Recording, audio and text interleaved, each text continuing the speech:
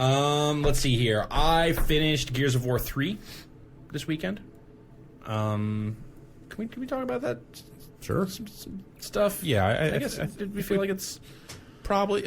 I would expect at this point the people who are going to finish that game have finished it, right? I was so fucking relieved when Dom died because I was so tired of that character that at that point. The angst. Too much for you. So mopey. I just felt like, well, by that point in the kind of the grand scheme of Gears of War, I felt like I had been annoyed by Dom more than I had felt like he was this good partner to Marcus. He'd become more annoying than Baird, which says a lot.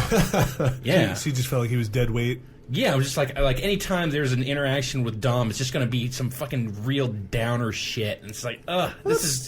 sometimes you got friends that can't get over some sad thing that happened. That's real life, man. You're like, I got to go talk to him. And fuck, he's just going to bring that shit up again. When was the last time you put a bullet in your wife's head? Well, Eeyore is not the fucking second main character, all right? Like you compartmentalize a little bit, man.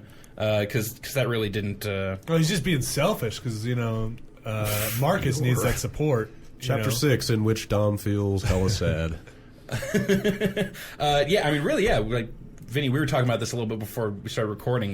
Like, Marcus, he's the one, if anyone should be bummed, like, he has a hard goddamn time by the end of Gears of War 3. Like, he meets his long-lost father, who he thought was dead, for about 30 minutes. Yeah. And then, all right, later dead.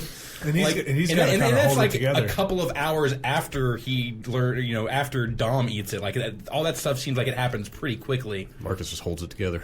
Keeps on going. He's a rock. It's kind of weird to me that how in the second half of that game, the way that Baird and Cole just kind of disappear. I feel like there's some good, like you kind of do the back and forth in the first half of the game of like, all right, here's what these guys are doing, here's what these guys are doing, and then it really becomes all right, let's get Marcus to the finish line. Yeah. Mm-hmm. I thought the stuff they did with the emulsion was kind of the reveal of this is what the emulsion is. Right. Like I was like, okay, this is like this kind of pieces together the stuff they've been doing, and it helps make things like the Lambent make sense. I thought it was a waste of Ice-T's talent. As Griffin, his scenes are great. I wish there were more of them.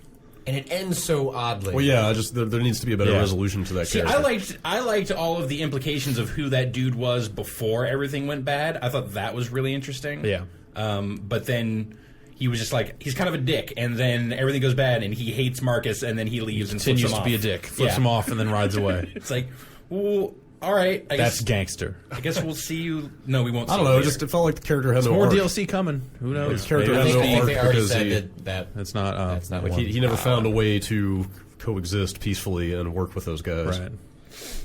Otherwise, It's a little cameo, basically. It's more Gears. Yeah. What's his name still lives? Marcus Phoenix. Marcus Phoenix still lives. Yeah. It's really well done. No, game, the helmet, the fucking the guy who dies in every other Gears of War. Carmine. Carmine, Oh, right, thank you. right, Yeah. But you still don't ever get to see his face. Yeah. That's for the best. But that scene kind of like, because you remember they did the whole like voting thing. Yeah. Voting and seems like it really could have gone the other way. The way that scene is set is like, they could have just cut here and it's like, yep, Carmine's dead, and then nope, the scene keeps going and no, that's not him. Carmine's still alive, and everything's cool. That was an interesting way that that's a thing that scene doesn't really have any impact unless you know all that stuff. That's true, which is weird. Which I thought was kind of a cool way to reward the longtime super fans of that series, or people that have been following it for a good long time. You don't have to be a super fan to understand that situation. It works as sort of like and now we rebuild kind of imagery in that sequence, even if you don't have that context. Yeah, but with that context, it's like, it's a really cool scene. Yeah. I do like that character does get to kind of ride in at the end and be like, I'm a hero. I'm going to fuck shit up. Oh, no, wait. My helicopter. Damn it. What else about Gears of War 3? I guess it was just the Dom thing. I was just like, thank fucking God. We don't have to deal. But now it's Marcus is being mopey because Dom is dead. It's like, let's move on. Let's chainsaw some. Marcus will get over it. Let's chainsaw some Marcus is dudes. mopey because everyone's dead. Except for Anya. Yeah. He's bummed about that. Yeah. Gonna be tied down when this is all over. That's right. Shit. How do you feel about the stuff that was left unsaid? Like I know Bug Patrick and myself. So just the fact that they don't go into the locust, the nature of the locust. Specifically the queen. The queen. Who is she? Why does she look like a human? They start to drop some hints, but only in the optional collectibles that she might be this scientist or was like I don't know. Yeah. Like they I felt like other than that, so the queen thing is still sort of like a weird anomaly because like she doesn't look anything like the rest of the locust. Yeah. Why is she a human? It's the only one. Why that does she at the know end Marcus's of it, dad? I was just like, what? But I feel like they speak elliptically enough about sort of like Adam Phoenix wouldn't stop the emulsion because they wanted to use it for fuel, and that's what drove the locust. Like they would have been underground and would have stayed underground and been happy, but they had to come up because the emulsion was coming up, and that's what started Emergence Day. And then they knew about Emergence Day. Like I felt like that was enough. Like okay, it's another race of beings. They're underground, fine. Like I don't need to know. Like there doesn't need to be and they were genetically created by the humans, and they're really just people, and like. But she looks. That stuff is fine. It's specifically the queen. Yeah, that's the only thing that was the dangling question that I just.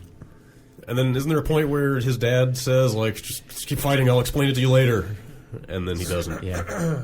It just seems so obvious because she's the central character that like, and there's this very obvious question about her, and she's never really resolved. I never found her that. I mean, she says a lot, and she is central going from kind of the end of Gears 2 forward. But she always just struck me as like, this is a mouthpiece so that you know what the Locust are up to, because otherwise they don't really. You can't have lengthy dialogue with the regular. She's locutus. Yeah, she's a liaison. Exactly. So the